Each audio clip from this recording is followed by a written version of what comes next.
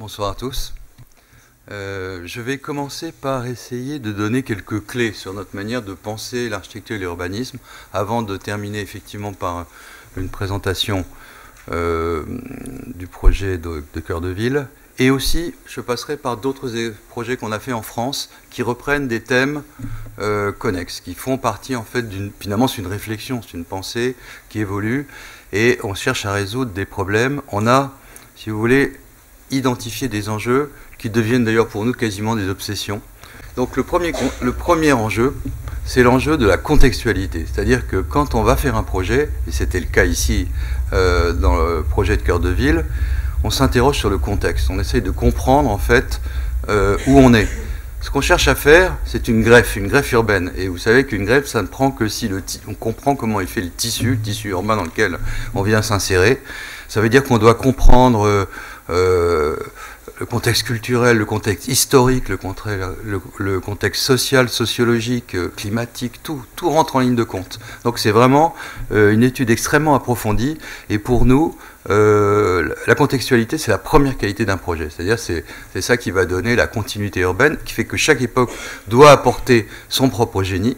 Évidemment, il ne s'agit jamais d'essayer de reproduire des choses comme ça en les copiant, mais chaque époque doit apporter son propre génie, mais il doit y avoir un continuum, on doit comprendre, et on doit comprendre qu'on est là et pas ailleurs. Donc il faut avoir vraiment intégré. Et puis il y a aussi la notion du patrimoine, qui est très importante, c'est-à-dire qu'il faut avoir compris s'il y a des éléments de patrimoine, comment les intégrer, et comment ne pas porter ombre en fait, aux éléments de patrimoine qui préexistaient. Donc ça, ce sont les enjeux essentiels. Deuxième enjeu, qui est vraiment essentiel, pour nous, c'est la mixité urbaine. La mixité urbaine, c'est exactement le contraire de ce qu'on a fait pendant toute la moitié du XXe siècle, où on a fait du zoning. C'est-à-dire qu'on a fait la ségrégation des fonctions, il y avait les zones résidentielles, il y avait les zones industrielles, il y avait les zones commerciales, etc. Tout ça était... et puis des voies rapides pour aller de l'un à l'autre avec tous les problèmes de transport qu'on connaît.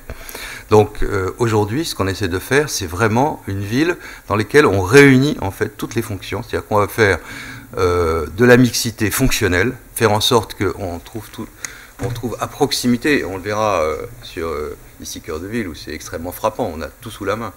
Des cinémas, des commerces, des écoles, des crèches, etc. Tout ça, un équipement numérique, tout ça est regroupé. Et puis bien sûr, des bureaux, des emplois, etc. Tout ça, ça donne la vie, en fait, ça donne la vie. La ségrégation, en fait, c'est vraiment la mort de la ville. Et donc ça, c'est très important. Et puis, il y a aussi une mixité, il n'y a pas que la mixité fonctionnelle, il y a aussi la mixité sociale. Tout à l'heure, vous le disiez, il y a toujours des logements sociaux qui viennent se mélanger, mais c'est très important finalement que les choses se mélangent, qu'il n'y ait pas de ségrégation dans tous les domaines. Et puis aussi la mixité générationnelle. Alors ce soir, il y a un bel exemple, je trouve, de mixité générationnelle. Hein. Et donc c'est très important aussi. Et comme par hasard, vous verrez dans ici Cœur de Ville, eh bien au-dessus d'une crèche, il y a des logements pour personnes âgées. Tout ça, ça doit se mélanger. Moi, j'ai vraiment réussi un hôpital pour personnes âgées, vraiment, en y installant une crèche. Et du coup, les personnes âgées voient les enfants, et tout ça, ça donne envie de vivre. C'est vraiment ces choses-là qui sont essentielles. Donc la mixité générationnelle, intergénérationnelle, tout ça est important. Et puis alors, troisième obsession, la densité. Alors, bon, la densité, ça ne fait pas plaisir à tout le monde, mais il faut comprendre aujourd'hui que, alors qu'en 1950, je crois qu'il y avait 20% des êtres humains qui habitaient dans des villes. Aujourd'hui, il y en a 54% des êtres humains qui habitent dans des villes. Et en 2050, il y en aura 75%. Et entre-temps, la population mondiale aura énormément cru par rapport à 1950. Donc les habitants des villes, c'est une croissance. On est face à une croissance urbaine considérable. Donc on n'a pas le choix. Si on veut éviter d'étaler les villes, de faire disparaître ce qui est vital, les zones cultivables, pour l'agriculture et les zones naturelles pour permettre à la biodiversité de subsister, même si on arrive à en faire en ville. Mais il faut absolument limiter l'étalement urbain. Donc il faut densifier les villes. Et donc le problème qui nous est posé, c'est comment faire des villes agréables à vivre, mais avec une certaine densité. Et d'ailleurs, c'est la question qu'on s'est posée ici Cœur de Ville, puisque on travaille sur 3 hectares, on a mis 100 000 m², ça veut dire qu'on a une densité de 3, ce qui n'est pas négligeable. Et on fera en sorte que quand on s'y déplace, on n'ait pas ce sentiment-là. Et j'en arrive à mon quatrième point, c'est la végétalisation. Donc ça, c'est la grande arme, c'est que finalement, il faut végétaliser. Ça n'a que des vertus. D'abord, les gens sont attachés, justement, il y a une sorte de retour à la nature. Les gens ont envie, on a tous envie d'être en contact avec les arbres, avec la végétation. C'est la clé pour assurer une forme de biodiversité. Il faut voir quand même que 80% des insectes ont disparu, parce qu'on dit on va vers la catastrophe. Non, la catastrophe a déjà commencé. 80% des insectes ont disparu en France, enfin en Europe. Un pourcentage considérable des vertébrés, un pourcentage considérable des oiseaux ont disparu. On est déjà là. Donc il faut vraiment réagir. Donc la végétalisation, en particulier en ville, c'est une solution. Et puis ça a l'autre avantage, c'est que les végétaux ont la capacité de dépolluer l'air d'une certaine façon. Et puis surtout, comme un végétal, il prend avec ses racines de l'eau, et puis avec ses feuilles, il la vaporise, et ben il fait un peu un frigidaire, c'est-à-dire que la vaporisation, ça crée et ça fait chuter ce qu'on appelle les zones chaudes en été, en particulier pendant les canicules. Donc voilà, ça a des vertus essentielles. Donc la végétalisation, c'est une autre obsession aussi qu'on aura et vous verrez que le centre de cœur de ville, c'est un parc, c'est un jardin. Voilà. Donc une fois que ce qu'on peut faire, c'est rapidement voir quelques projets. Alors le premier que je vous montre, c'est à Bordeaux. Alors ça s'appelle la promenade Sainte-Catherine. C'est un projet qui est au cœur de Bordeaux, au cœur du secteur sauvegardé. Bordeaux, c'est une ville magnifique. C'est une ville extrêmement homogène, XVIIe siècle, classée patrimoine mondial. Enfin bon, c'est vraiment un endroit fantastique. Et en plein cœur, il y avait les ateliers de Ouest France, et qui occupaient une partie. Et puis évidemment, ils partent. Et il s'agissait de refabriquer un morceau de quartier au cœur du secteur sauvegardé. Et donc, voilà, c'était une emprise. Et là, c'était la vraie greffe urbaine. C'est-à-dire qu'on a travaillé. Et à la fin, quand on regardera la vue d'avion, on ne saura plus très bien où commence ce qu'on a fabriqué. Même si c'est une architecture très contemporaine, eh bien, elles se font totalement dans ce qui était un cadre absolument exceptionnel. Alors, quand on se balade dans les rues, on a réhabilité des immeubles anciens, 17e, très beau, en pierre. Et puis, on a construit des immeubles modernes. Et en fait, ils sont totalement imbriqués, à tel point que quand j'étais à cet endroit-là, d'ailleurs, avec le maire, Alain Juppé, quand on a fait l'inauguration, à un moment, il m'a dit, mais monsieur l'architecte, cette rue, elle existait ou pas? Et en fait, c'est une rue qu'on a créée. Et alors, je lui ai dit, écoutez, je crois qu'on a réussi notre coup, monsieur le maire. Si vous vous posez la question, c'est bon, c'est qu'on a réussi notre coup. Et voilà donc ces rues où se mélangent les bâtiments existants et tous les bâtiments contemporains, et en fait avec une harmonie complète, un mélange de matériaux contemporains, historiques, et puis une grande place qui devient un véritable lieu de destination, qui est une nouvelle place de Bordeaux, et qui est extrêmement vivante, et sur laquelle on a planté des arbres qui poussent depuis, là qu'on ne voit pas très bien, mais avec de la végétation aussi qui est dans des bacs jardinières, et finalement ça fait une ville, enfin vraiment une greffe qui fonctionne très bien avec des bâtiments hyper contemporains. Ça c'est une sorte de grand prisme en métal doré qui vient s'insérer au milieu des bâtiments, et voilà un exemple de greffe urbaine. Voilà, c'était pour parler de cette histoire d'assurer la continuité urbaine en même temps sans hésiter à être de son époque. Alors là, c'est un autre projet, c'est un peu un scoop, on vient de le gagner. C'est le concours de la Gare du Nord qui est un projet absolument colossal, puisque il s'agit de transformer la Gare du Nord en un centre-ville, finalement. Parce que la Gare du Nord, c'est une des premières gares mondiales. À part les gares japonaises, c'est une des plus grandes au monde. Elle dessert 4 capitales, elle dessert tout le nord de la France, elle dessert une grande partie de l'Île-de-France, avec les Transiliens, tout ça, etc. C'est un pôle multimodal incroyable, parce qu'il y a des lignes de RER, des lignes de métro, des lignes de bus, maintenant des vélos et tout ça, etc. Donc c'est un enjeu considérable. Et si vous voulez, les gares, au 19e siècle, c'était la clé des villes. S'il n'y avait pas de gare, d'ailleurs, les villes ne se développaient pas, il n'y avait pas de villes. Et puis, au 20e siècle, ça a été les aéroports, parce que toutes les villes-mondes dont on parle, etc., c'est des villes qui se sont développées avec les aéroports et les relations internationales. Et maintenant, en fait, les gares redeviennent, en fait, les vrais enjeux urbains, parce que, à cause du TGV. C'est-à-dire que ce soit en Chine, que ce soit au Japon, que ce soit en Shinkansen, soit en France, etc., en Europe, les TGV rentrent au cœur des villes. Et donc, tout d'un coup, les populations. Gare du Nord, il passe aujourd'hui 700 000 personnes par jour. C'est considérable. Et quand on aura fini le projet, on approchera du million. Donc, c'est toute une population qui est là. Et on va en profiter pour faire, justement, je reviens à mes sujets, un lieu de mixité exceptionnel. C'est-à-dire qu'on va développer des activités culturelles, des activités commerciales, des activités sportives sur 70 000 m², tout en redéveloppant la gare, et ce qui fera que, ça, au lieu d'être un lieu subi, parce que finalement on est bien obligé de prendre le train, son train de banlieue, son RER, son train de grande ligne, partir à Londres, etc. Ça va devenir un lieu de plaisir, un lieu de vie, et la ville va rentrer dans la gare, et ça va être un projet, donc je voulais vous le montrer, parce que quand on parle de mixité, c'est un bon exemple. Donc on voit la gare telle qu'elle est, on voit apparaître sur la droite, en fait, ce qui sera la nouvelle entrée, parce qu'on en profite pour organiser la gare comme un aéroport, c'est-à-dire qu'il y aura un hall départ et un hall arrivée. Hein, et donc tout le monde sortira par la grande nef actuelle, qui a été faite par un grand architecte qui s'appelle Hittorf au 19e. C'est lui qui a fait aussi beaucoup de bâtiments dans Paris. Et on rentrera dans la gare par cette grande verrière, cette grande loggia urbaine qui va être ouverte sur le parvis et dans lequel tout le monde rentrera et ça distribuera tous les types de trains, de métro, de RER, etc.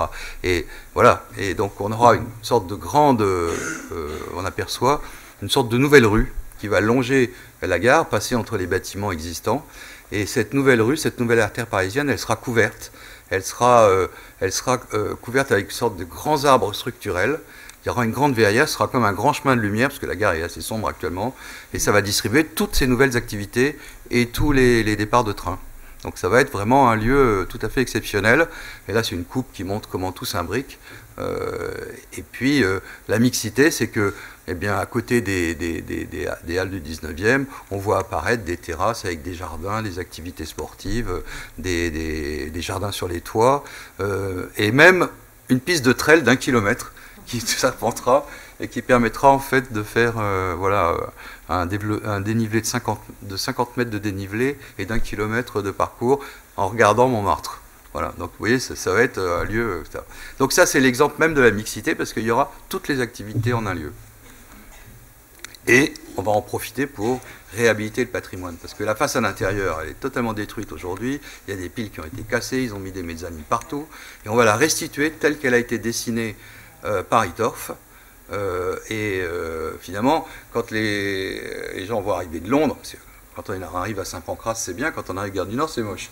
Donc on va réhabiliter tout l'intérieur, et la première impression qu'on aura de Paris, ça sera cette magnifique façade parfaitement ordonnancée, et on va y installer sur le dessus une sorte de train bleu, donc un restaurant, et donc on accueillera les étrangers avec l'architecture parisienne et la gastronomie parisienne. Voilà les grandes idées. Rapidement, je vous montre un autre projet qui est aussi un projet qui est à Castelnau, le Lez, qui est à la limite de Montpellier, et qui est finalement l'entrée, la sortie de Montpellier et l'entrée de Castelnau-le-Lez, au bord du Lez. Donc ça, c'était un endroit où il y avait un enjeu considérable, parce que c'est l'entrée dans la ville, et aujourd'hui, voilà. Et on a construit. Alors le maire m'avait dit, faites-moi, alors c'est très dense comme projet, faites-moi quelque chose d'aussi léger qu'une libellule. Bon, alors je suis allé le voir en lui disant, bon, on vous a fait un vol d'oiseau. Alors il était très content. Bon, donc, et si vous voulez, là-bas, on vit, c'est très agréable d'avoir, chaque logement aura une pièce extérieure, une grande terrasse extérieure, un balcon comme ça projeté, qui fait la surface d'une pièce, 15 mètres carrés, et du coup, chacun aura un arbre là-dessus. Et à la fin, ça fait une sorte de paysage comme ça. Et surtout, donc voilà, quand on tournera autour, ça va proposer un habitat. Et à l'intérieur, ça sera comme une sorte de canyon, très dense finalement, mais où la végétation sera présente partout. Et surtout, il y aura une grande mixité, puisqu'on va y trouver plusieurs écoles, un commissariat, des commerces, des logements pour personnes âgées, des bureaux, voilà, des écoles pour les jeunes. Donc ça va être vraiment, là encore une fois, un quartier extrêmement mixte. Voilà. Bon, j'en arrive à ici, Cœur de Ville, qui est vraiment le sujet, mais c'était pour vous montrer finalement que c'est une réflexion générale et que ce sont des enjeux qui sont qui sont essentiels. Alors, ça, évidemment, quand je dis qu'on s'intéresse au contexte, j'ai dit le contexte historique. Donc ça, c'est l'histoire d'Issy-les-Moulineaux. Donc, Issy-les-Moulineaux, c'est une ville donc, qui s'est constituée finalement à proximité de Paris, avec des châteaux, des installations religieuses, des demeures. Il y a eu ici par exemple, hein, c'est Louis-Étienne Boullé qui a construit ça sous Louis XV quand même, donc c'était un des plus grands architectes de l'époque. Il y a eu, bon, il reste... qui a construit l'Élysée. Il reste le séminaire, le séminaire Saint-Sulpice qui était à l'emplacement de là où la reine Margot s'était installée. Ces demeures, etc., avaient des grands parcs. Là, on voit en jaune l'emprise du projet, hein, tel qu'il est sur une carte du 17e. Non, oui, c'est ça. 17 ou 18e peut-être. Et il y avait toutes ces grandes emprises avec ces grands parcs. Et donc, quand on a commencé à travailler sur le projet, eh bien, cette idée du parc, ça nous paraissait être l'essence d'Issy-les-Moulineaux. C'est ça qui a fabriqué une partie de la ville. Et donc, on s'est dit, on va faire un projet autour d'un parc. Même s'il est dense, on va faire un projet autour d'un parc. Et vous voyez, alors, on était tombé... Le site, bon, ben, c'était un bunker, le site. Hein, c'est une espèce d'enclave dans la ville, totalement imperméable au regard, quoi. Donc voilà, et on s'est dit, on va faire quelque chose de parfaitement poreux qui continue le tissu urbain, alors que jusqu'à maintenant on avait une enclave. Donc les deux clés de notre projet, qui sont donc des enjeux contextuels, c'est l'idée de faire une zone vraiment très boisée au centre, un vrai parc. Et donc on bénéficiait d'un terrain de 3 hectares, on a 1 hectare finalement, donc 4000 m² en pleine terre, mais on a à peu 1 hectare de parc au centre. Et puis on a continué, fait en sorte que alors voilà, ça c'est l'implantation dans le actuel. Voilà, on voit ici la trame verte, en fait, on voit tous ces parcs qui sont autour, et comment nous on en amène un. Et donc ça fait un jalon, comme ça on pourra passer en se déplacer, et on aura donc un relais de végétation pour retrouver finalement l'esprit d'origine d'ici. Et puis, on a travaillé aussi sur la taille des îlots. Et en fait, si on regarde bien, on voit que les îlots sont presque la réplique exacte des îlots existants, dans leur dimension et dans leur forme. Donc, et les rues se prolongent à l'intérieur même de l'îlot. Donc, ce qui était finalement une sorte de bunker, ça devient un lieu poreux, un lieu continu. La continuité urbaine est assurée.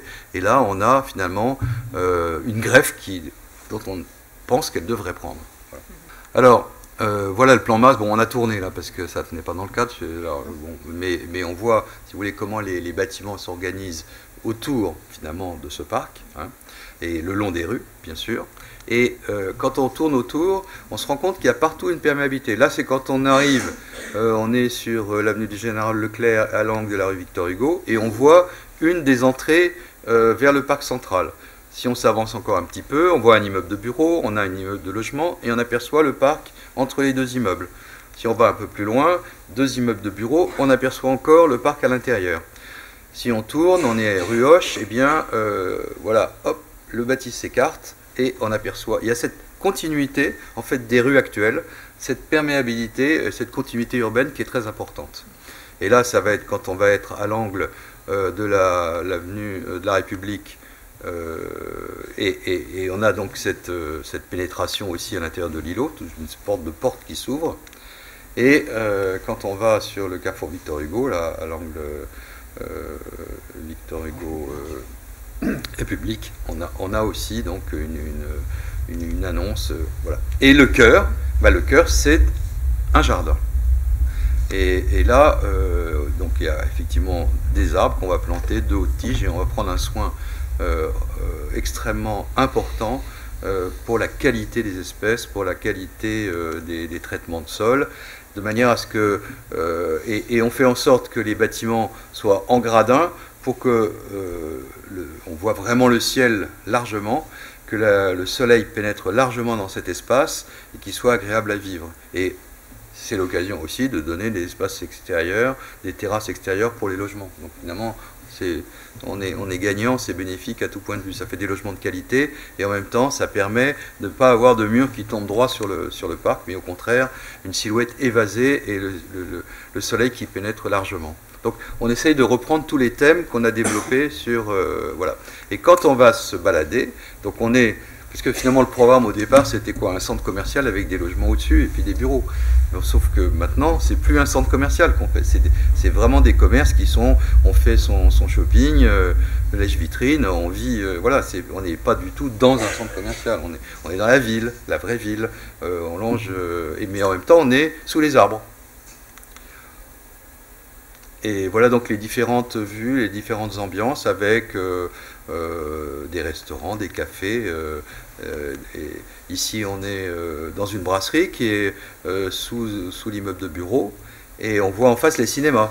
Voilà, donc c'est vraiment Et puis là, c'est des écoles, donc primaire, maternelle et primaire. Et puis voilà les cinémas qui sont à un angle. Et puis à l'autre bout, on va trouver, avec les notes de couleur, c'est la crèche, au-dessus, les logements pour personnes âgées, parce que tout ça s'imbrique. Hein. Et donc, voilà. Et ça, je pense que c'est vraiment ce qui va être la grande caractéristique de ce projet. Voilà, on a fait le tour. Donc...